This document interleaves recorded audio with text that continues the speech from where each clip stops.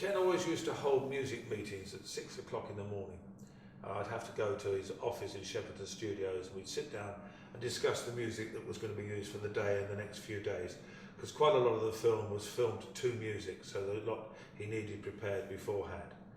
And I arrived there one day, and I'm only, I'm 26 years old, something like that, and sat down, and he said, "I've rewritten the script." I said, "Okay." Nothing surprised me with Ken. He said, "I've rewritten the whole thing." He said, "It's going to be completely different now." I said, "Oh." He said, "And I'm introducing the god Thor." Okay.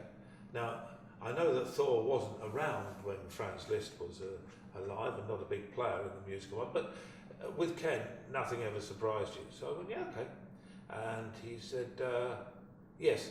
He said, "And Wagner is going to become Frankenstein." I said, "Yeah, fine." He said, "And he's going to bring to life the god Thor to save the world." Fine. I'm trying to think, I couldn't quite remember that in the whole story of Liszt, but you know, maybe I'd missed something along the line. And he said, "What do you know about Thor?" I said, "Well, not very much, except he was the god of the world." And he said, "Let me show you a comic." And he showed me an American comic, and there was a Thor comic. And he said, "Go on, describe him to me." I said, "Well, he's tall, he's got long hair, and he's silver." And he said, "Yes." He said, "And you're tall with long hair." I said, "But I'm not silver." He said, "You will be in 10 minutes. You're due in makeup, they're going to spray you." And I said, "Well, I've got all the music to do." He said, "You've got a big staff in there, they can get that done. You are Thor." And I was really excited. I must admit, I was generally really excited. Never been in a film before, and I'm now going to be in this film. But I was sprayed, but they have to leave sort of bare patches because otherwise your skin doesn't breathe, and people have actually died by being, you know, or their pores go. So I'm sprayed, and they put rhinestones in my eyes and things like that. I had the helmet, and I had to go down, and the scene that he built, I had to lie on this slab, and Paul Nicholas, who played Wagner, who was a big pop star at the time, good actor too. He was, and obviously Roger Daltrey at Liszt, they were there. And Ken Russell said, "All you've got to do is lie on the slab. Don't do anything." So they did their lines, and I just sort of lay there. And at the end of it, it was lunch, and Ken always used to like to look at the rushes during lunch. I phoned my mum up, and I said, "Mum, I'm in the film." She said, "Oh, you did?" I said, "Yeah." I said, "It's just I've just got to lie there, but I'm actually in the film." And she said, "Oh, that's fantastic."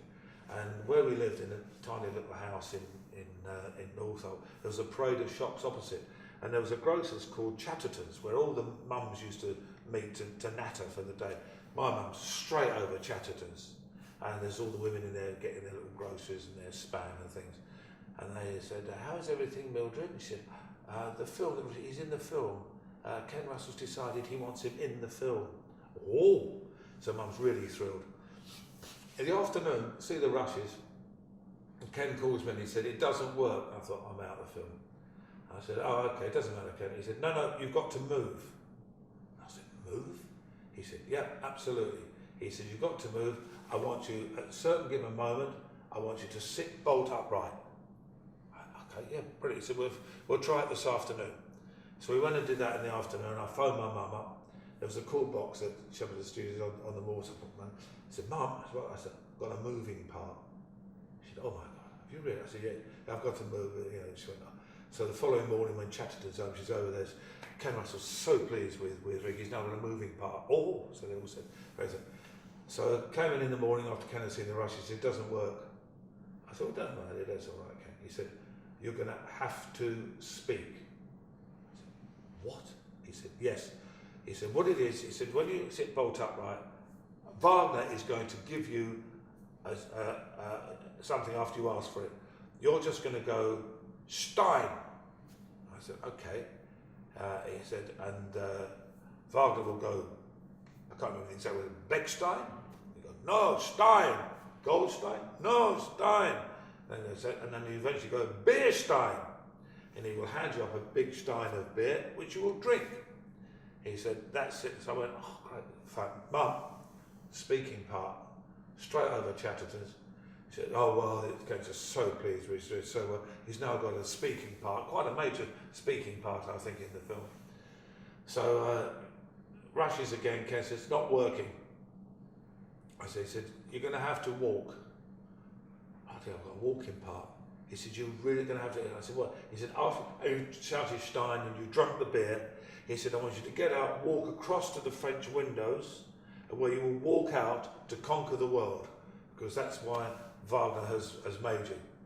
I said, right, Mum, walking part. Oh my God, I think she wet herself straight over Chatterton's.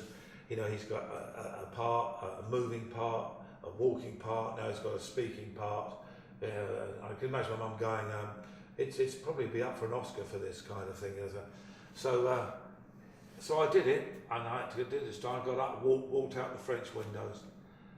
Ken saw the rushes, and the next day he said, it's not working. He said, it's missing something. I said, oh, don't worry. He said, no, I know what it is.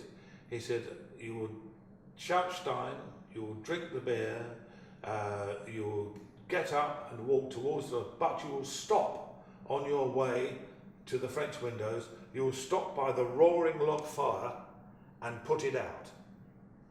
I said, well, how do I put it out, Ken?